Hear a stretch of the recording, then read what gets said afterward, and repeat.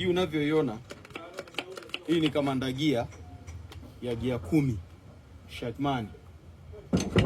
Huu ni mfuniko wa kamanda gia wa Shackman gia 10.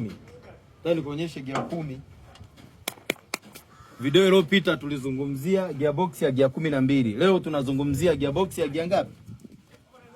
Ya gia 10. Gia 10.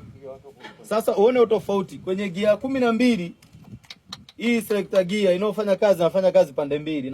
Inafanya kazi upande wa reverse na upande wa nini? Ile upande mmoja ambao ni wa namba moja tu. Lakini hapa inafanya kazi pande mbili, ambapo upande wa reverse na upande wa namba moja. Inakuja upande wa namba 2, upande wa namba 3.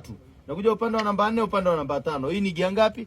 Gia 10. Hata inafanyaje kazi? Ikipress hapa, tikisa kidogo.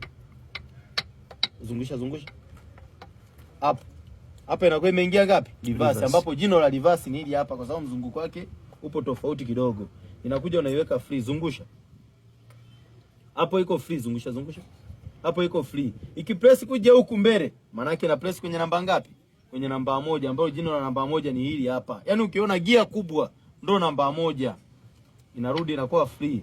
Unakuja namba 2. Zungusha. Namba 2. Maana yake hapo imeoperate namba 2. Zungusha. Hapo ipo kwenye gia namba